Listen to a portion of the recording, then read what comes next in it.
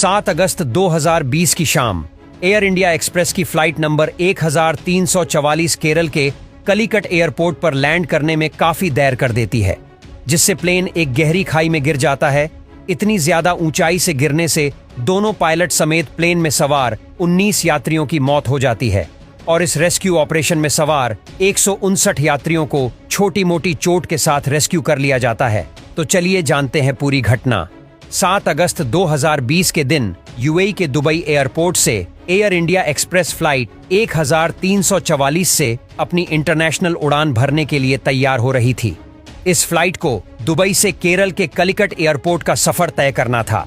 Flight की कमान 59 वर्षीय कप्तान डीवी सेठ के हाथों में थी, जिनके पास 10,800 फ्लाइट आवर्स का एक्सपीरियंस था। वहीं इनका साथ दे रहे हैं फर्स्ट ऑफिसर अखिलेश कुमार के पास भी 2000 फ्लाइट आवर्स का एक्सपीरियंस था।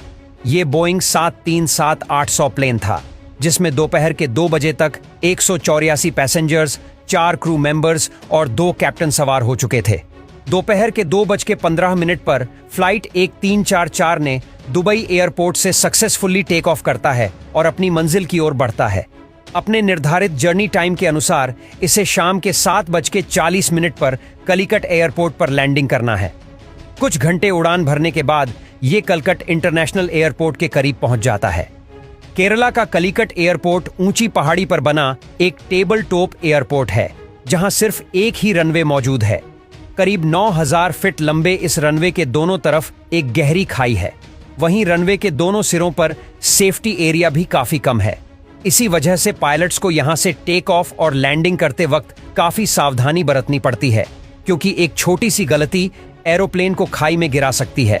इसलिए इस एयरपोर्ट को कैटेगरी सी में डाला गया है, यानी यहां सिर्फ कैप्टन ही फ्लाइट को लैंड करवा सकते हैं। अब शाम के 6:40 पर एयर इंडिया एक्सप्रेस फ्लाइट 1344 अपनी लैंडिंग प्रोसेस शुरू करती है, जिसमें धीरे धीरे करके फ्लाइट के एल्टीट्यूड को कम किया जाता है। उस दिन केरला का मौसम काफी खराब था। आसमान में घने काले बादल छाए हुए थे, बिजली गरज रही थी और बारिश के साथ तेज हवाएं भी चल रही थीं, जिस वजह से पायलट ज्यादा दूर तक नहीं देख पा रहे थे और बार बार एटीसी से कम्युनिकेशन करते हुए मौसम का हाल पूछ रहे थे। कलिकट एयरपोर्ट के अनुसार इस रनवे के एक छोर को रनवे 28 और दूसरे को रनवे 10 के नाम से जाना जाता है और एटीसी से जीस भी रनवे नंबर पर लैंड करने के परमिशन मिलती है। फ्लाइट उसी तरह रनवे पर लैंड करती है। अब एटीसी ने फ्लाइट को रनवे 10 पर लैंड करने के परमिशन दी, लेकिन यहाँ कुछ प्रॉब्लम्स थी। सबसे पहले कैप्टन ने नोटिस किया कि प्लेन का एक विंड स्क्रीन वाइपर काम नहीं कर रहा है, इसलिए वहां पानी जमा हो रहा है, इसलिए विजिबिलिटी और कम हो रही थी।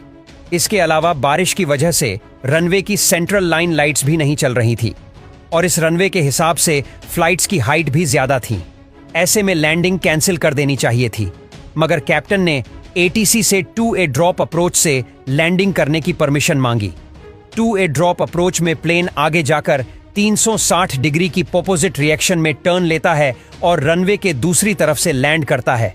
अब ये करना काफी नॉर्मल है, इसलिए एटीसी ने फ्लाइट 1344 के कैप्टन को 2A ड्रॉप अप्रोच से रनवे 28 पर लैंडिंग करने की परमिशन दे दी। इसका एक और फायदा यह भी था कि सामने से आ रही तेज हवाएं लैंडिंग के बाद फ्लाइट की स्पीड को कम करने में मदद कर सके। अब तक मौसम तो साथ नहीं दे रहा था, लेकिन फ्लाइट में सब कुछ सही चल रहा था। कैप्टन ने प्लेन को रनवे 28 की तरफ घुमा दिया था और अब यह धीरे धीरे अपनी हाइट कम करता जा रहा था। जब प्लेन रनवे के काफी करीब पहुंचता है तो प्रॉपर विजिबिलिटी न होने की वजह से कप्तान डीवी सेठ लैंडिंग कैंसिल कर देते थे और एटीसी से कहते हैं कि हम गो अराउंड के लिए जा रहे हैं। दरअसल गो अराउंड में फ्लाइट फिर से 10,000 फीट जितनी हाइट पर जाकर इलाके का पूरा चक्कर लगाते हुए फिर से रनवे से अलाइन होती है और लैंडिंग इनिशिएट करती है। अब ये भी काफी नॉर्मल है। खैर, जैसे ही कैप्टन फ्लाइट को ऊपर ले जाते हैं तो एटीसी उन्हें कहता है कि अब आप गो अराउंड कर रहे हैं, तो क्या रनवे 28 के बजाय रनवे 10 पर लैंडिंग करना चाहेंगे? अब यहाँ कैप्टन एटीसी से ना भी कह सकते थे, लेकिन उन्होंने एटीसी की बात मान ली और रनवे 10 पर लैंडिंग करने का प्रोसेस शुरू कर दिया। यहाँ पर एक गौर करने वाली बात यह है कि रनवे 28 पर सामने से आने वाली हवा जो प्लेन की स्पीड को कम कर रही थी, वही हवा रनवे 10 की तरफ से प्लेन के पीछे से आकर उसकी स्पीड को बढ़ाने वाली थी। मगर इतनी मुश्किल सिचुएशन में कैप्टन के दिमाग में कितना स्ट्रेस होगा इस बात का हम अंदाजा भी नहीं लगा सकते।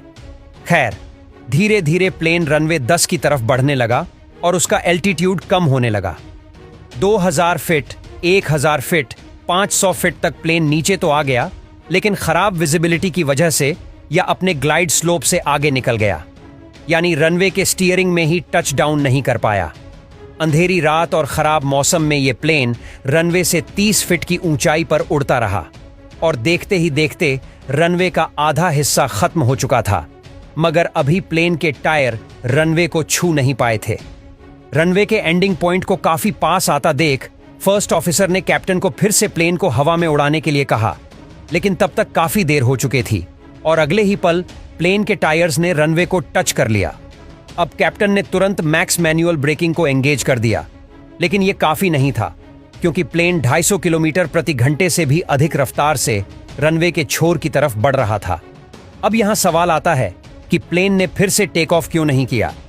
तो ऐसा इसलिए क्योंकि ये रनवे पहले से ही छोटा था और लेट टच डाउन की वजह से प्लेन ने रनवे का काफी बड़ा हिस्सा पीछे छोड़ दिया था। यानी आप कैप्टन ऑफ फर्स्ट ऑफिसर के पास पूरी कोशिश से ब्रेक लगाने के अलावा कोई ऑप्शन नहीं था, मगर कैप्टन ऑफ फर्स्ट ऑफिसर की लाख कोशिश के बावजूद वही हुआ जिसका डर था। रनवे का एंडिंग पॉइंट आने से पहले प्लेन रोक नहीं पाया और सामने लगी लाइट्स और बाउंड्री लाइन को तोड़ते हुए सीधे खाई में जा गिरा। करीब 110 किलोमीटर प्रति घंटे की रफ्तार और इतनी ज्यादा ऊंचाई से गिरने पर बड़ा धमाका हुआ और फ्लाइट 1344 के टुकड़े टुकड़े हो गए। इस दुखद हादसे में दोनों पायलट समेत प्लेन में सवार 19 यात्रियों ने अपनी जान गंवा दी। खराब मौसम की वजह से एयरपोर्ट के रेस्क्यू स्टाफ और एम्बुलेंस को हादसे वाले एरिया में पहुंचने में थोड़ा टाइम लगा, मगर धमाके की आवाज सुनकर आसपास के गांव वाले तुरंत ही फ्लाइट के पास पहुंचे और मुसाफिरों को रेस्क्यू करना शुरू किया और कई घंटों तक चले इस रेस्क्यू ऑपरेशन में प्लेन में सवार 159 यात्रियों को छोटी मोटी चोट के साथ रेस्क्यू कर लिया गया।